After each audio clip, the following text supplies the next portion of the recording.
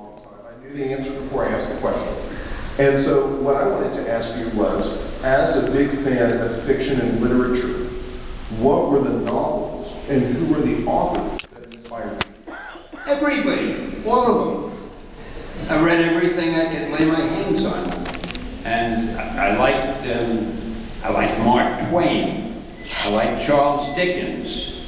I liked Leo Edwards, and none of you know who Leo Edwards was. Michael does. Does anybody know who Leo Edwards was? Look at that. Well, when I was a kid, he wrote a series of kids' books, you know, like the Hardy Boys, those kind of books, but they were called Jerry Todd, T-O-D-D. And they were like the Hardy Boys, but they had humor in them. And the thing I liked best about him, at the end of the book, and these were hardcover books, and this was never done before. At the end of the book, like in a comic book, he had a letters page, letters that he printed from the readers, and he answered them. And I think that's what gave me the idea later on in Marvel. I loved his letters pages. And I never could figure out how they could do it with a hardcover book that was on sale for months and years, not a magazine that changed every month. But it was the only book that had a letters page. He also wrote a series of books called Puppy Art.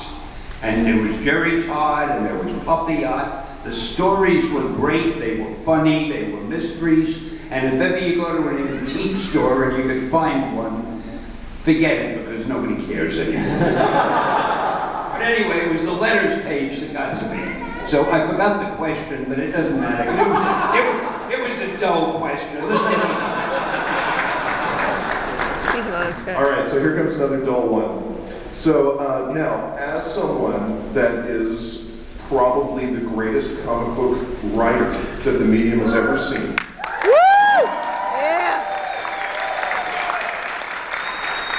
knowing that early on in your career you were hoping to write the great American novel, as someone that's written, what do you enjoy about the comic book medium that's different than writing novels? Money.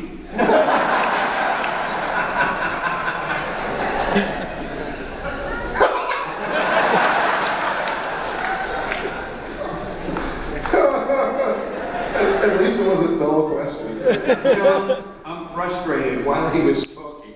I thought of something very funny to say and now I forgot it. It's killing me. It'll come to me. All right, so all right, so another question that I've got. What do all these people do? Don't you have anything better to do? It's a beautiful day out there. Sorry about that. All right, so what I'd like to know is, as you look back on your career and you think about your writing, if you couldn't have written novels or comics, what do you think you would have done? I really secretly wanted to be an actor, you know? Kelsey. Yeah. When I was a little kid, I said I'd love to do cameos.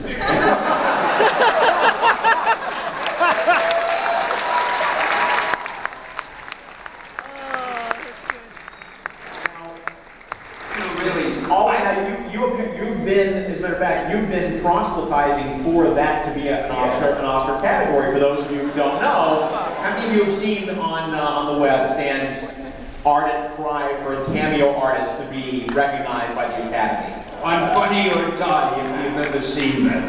And if you haven't seen it, shame on you. When you're through here, go Google Funny or Die and get into it and see my video. And you'll say to yourself, oh, I wish I had known. I'd have thought of so many funny things to say to him, but it's too late now. That's actually Will Ferrell's site. So here's another question I have for you. I gotta be nice to him because he's the head of Boom. And you know, if I'm not nice to him, he's like my editor, publisher, and no, you're my editor. I'm the editor. You're my publisher. That's right. And I'm just sitting here. Yeah, get to work. I'm always answerable to somebody. We noticed that you're taking a day off, Stan. We think you should get back to work. Lazy mom. So, all right. So here's a question as a huge superhero fan. So, as a creator, when you create your character, Well, I like the sound of that, creator. So what comes first to you? Do you think of the powers that the character has, or do you think of the personality first and then find the powers from that? What's your process like? Think of how many bills I have to pay. You better come up with something pretty fast. No. I don't know. What do you think? I think the name has to come first. I love getting a good name. Like when I thought of the Hulk, I had no idea what it was going to be. If I had any brains, it would have been something better than what it turned out to be. But I was hoping you'd react that way. I was testing you, and congratulations, you all passed the test.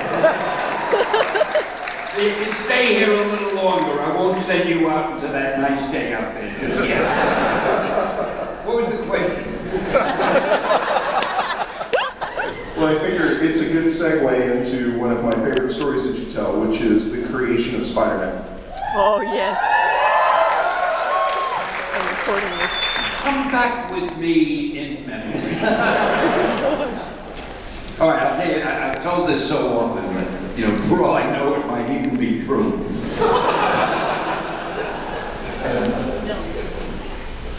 I had wanted to come up with a new character. Not that I really wanted to, but my job depended on it, so I had to. So I came up with the idea of Spider-Man.